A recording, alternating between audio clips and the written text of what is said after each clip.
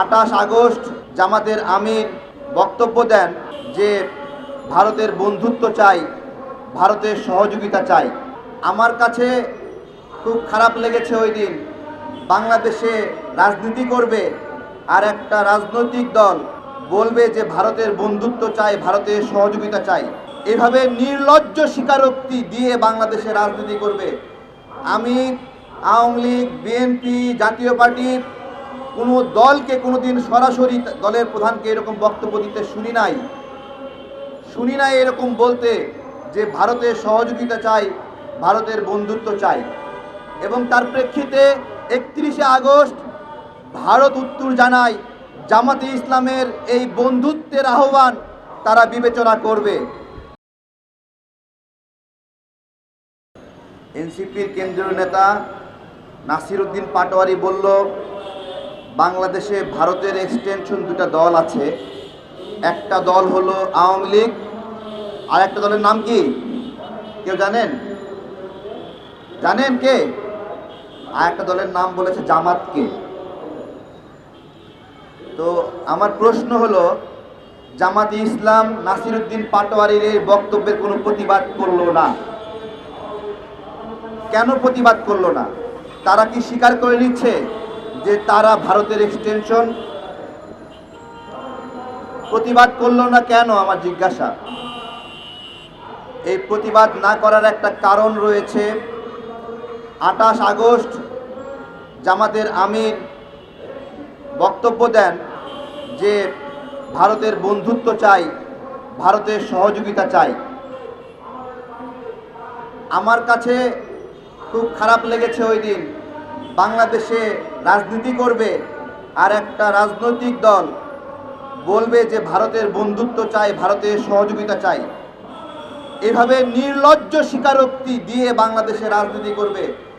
আমি আওয়ামী লীগ, বিএনপি, জাতীয় পার্টির কোনো দলকে কোনোদিন সরাসরি দলের প্রধানকে এরকম বক্তব্য দিতে শুনি নাই এরকম বলতে যে ভারতের সহযোগিতা চাই, ভারতের বন্ধুত্ব চাই। এবং তার প্রেক্ষিতে 31 আগস্ট ভারত উত্তর জানায় জামাতে ইসলামের এই বন্ধুত্বের আহ্বান তারা বিবেচনা করবে। আমাদের রাজনৈতিক অস্তিত্ব কোন জায়গায় গিয়ে নামিয়েছে? জামাতকে ক্ষমতায় যেতে হবে, এই জন্য ভারতের সহযোগিতা চাই, ভারতের বন্ধুত্ব চাই। ভারত অবশ্য শুধু আওয়ামী লীগকে দেয় নাই, জামাতকেও দেওয়া শুরু করেছে। জামাতকে নতুন করে দিয়েছে হলো পিআর পদ্ধতি। ভারত জামাতকে খালি হাতে ফেরায় নাই। জামাতকে বলেছে, যাও তোমাদেরকে পিআর দিয়ে দিলাম, তোমরা পিআর নিয়ে এখন নাচানাচি করো। এই হলো বিষয়। এখানে টাইটেল দেওয়া হয়েছে সুন্দর, ভারত কি আমাদেরকে বিপদে ফেলতে চায়? এখন ভারত আমাদেরকে বিপদে ফেলার কোনো সুযোগ নাই। যদি আওয়ামী লীগের মতো কোনো দল থাকে তার মাধ্যমে বিপদে ফেলতে পারে, আর যদি জামাতের মতো কোনো দল থাকে তার মাধ্যমেও বাংলাদেশকে বিপদে ফেলতে পারে। যদি এই দুই জায়গা থেকে কোনো সহযোগিতা ভারত না পায়, তাহলে অন্তত তারেক রহমানের কাছ থেকে ভারত কোনোদিন সহযোগিতা পাবে না। কারণ এই বেগম খালেদা জিয়া গণতন্ত্রের মা, তার ভারতের প্রতি বিদ্বেষ এবং ভারতের প্রতি ব্যবস্থাপনার কারণে সংবাদ মাধ্যমে নিউজ হয়েছিল ভারতের পিঠে খালেদার চাবুক। আমরা ভুলে গেছি না আমরা?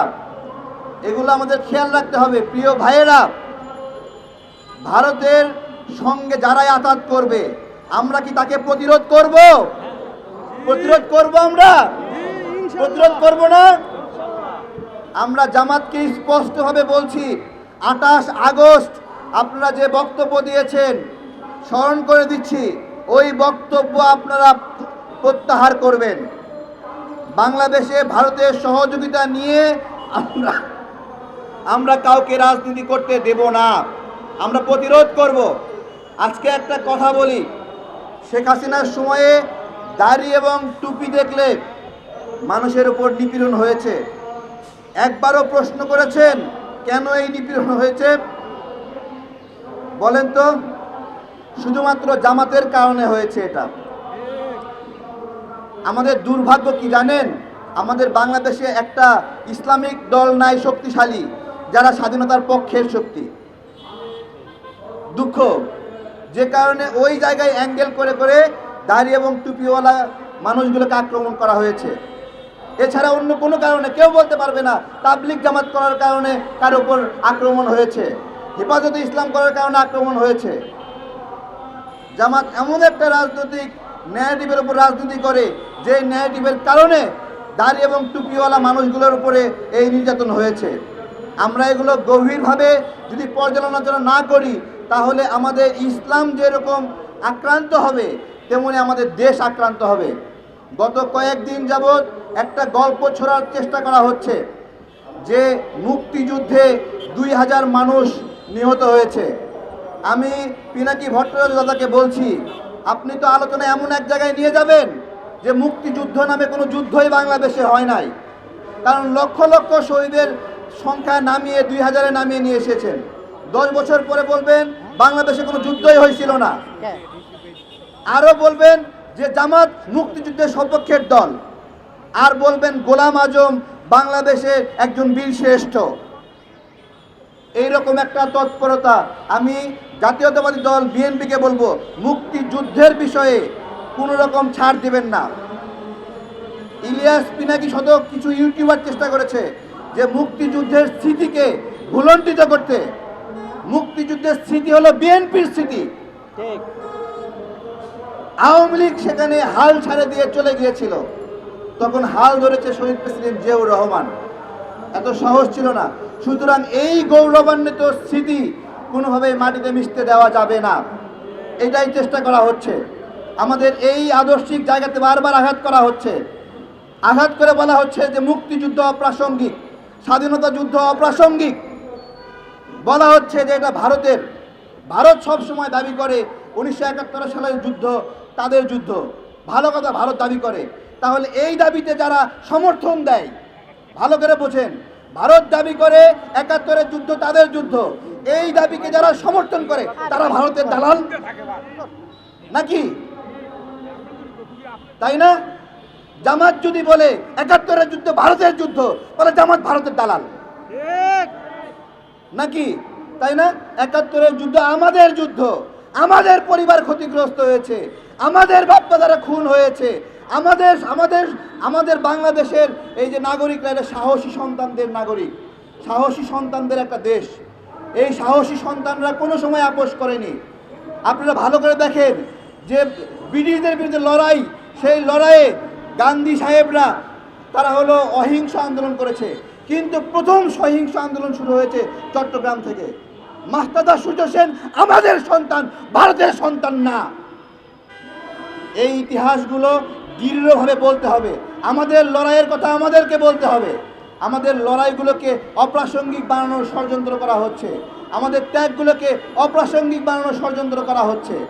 আমরা এই ষড়যন্ত্রগুলো রুখে দেব তো? আপনারা জিজ্ঞাসা করেছেন ভারতকে আমাদেরকে বিপদে ফেলতে চায়। ভারত আমাদেরকে বিপদে ফেলতে তখনই পারবে যখন আমরা ওদেরকে সুযোগ দেব। ভাই, ভারতের আমাদেরকে গিলে খাওয়ার সক্ষমতা নাই।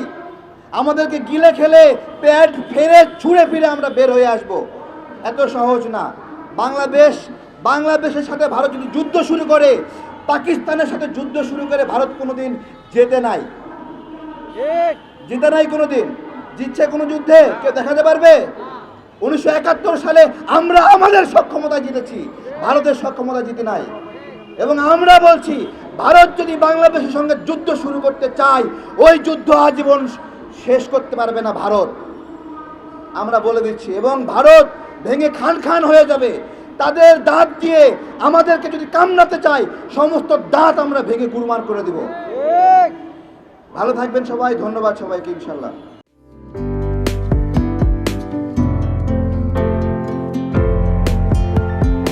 পহেলা জানুয়ারি 2025 ইউটিউব জার্নালিজমের অগ্রদূত changetv.press 6 বছর পেরিয়ে পা রাখল গর্বিত আমি অত্যন্ত আনন্দিত হলাম যে চেঞ্জ টিভি আগামী কয়েকদিনের মধ্যেই 6 বছর পূর্ণ করবে। হাঁটি হাঁটি পা পা করে চলা শুরু করে এখন সে বেশ দৌড়াদৌড়ি করছে বলা যেতে পারে। ও নামটাও অত্যন্ত বলবো যে সিগনিফিক্যান্ট, যে চেঞ্জ, এই গণঅভ্যুত্থান কিন্তু চেঞ্জ চেয়েছে। সেই হিসেবে তোমার টেলিভিশনের, তোমার এই চ্যানেলের নামের একটা যথেষ্ট মিল পাওয়া যায়। আমার প্রত্যাশা যে এই গণঅভ্যুত্থানের যে প্রত্যাশা, যে আশা আকাঙ্ক্ষা, চেঞ্জ টিভি সেটিকে এগিয়ে নিয়ে যাবে। তোমাকে শুভেচ্ছা। চেঞ্জ টিভি যারা সম্পৃক্ত আছেন, যারা কর্মী আছেন, সামনে পেছনে সকলকে আমার শুভেচ্ছা। changetv.press, এক ফোঁটা হলুদও নেই। Online TV channel change TV 6 বছর ধরে ওনারা কাজ করে যাচ্ছেন। ইতিমধ্যে জনগণের হৃদয়ে স্থান করে নিয়েছেন। প্রায় 22 লাখ সাবস্ক্রাইবার আছে এর। আর যে কোনো অনুষ্ঠান 10 লাখের মতো মানুষ এটা প্রতিদিন মানুষ দেখে থাকে। আমিও এই চ্যানেল নিয়মিত দেখি। তো চেঞ্জ টিভির পক্ষে আমির মোমিনুল মানিক সাহেবের উপস্থাপনা, প্রশ্নের ধরন, এগুলো জনগণ দেখতে চায়, শুনতে চায়। আমি চেঞ্জ টিভির উত্তরোত্তর সমৃদ্ধি কামনা করছি। changetv.press, এক ফোঁটা হলুদও নেই।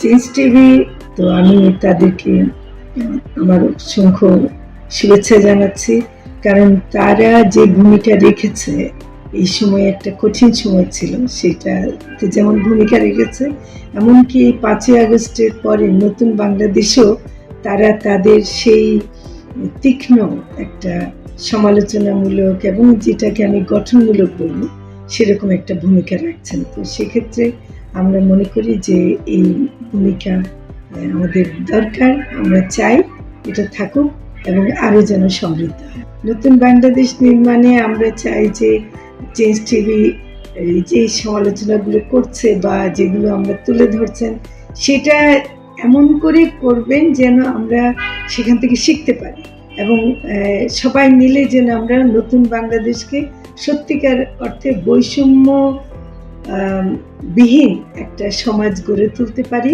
সেটা আপনারা সহজ চেষ্টা করুন। changetv.press, এক ফোঁটা হলুদও নেই।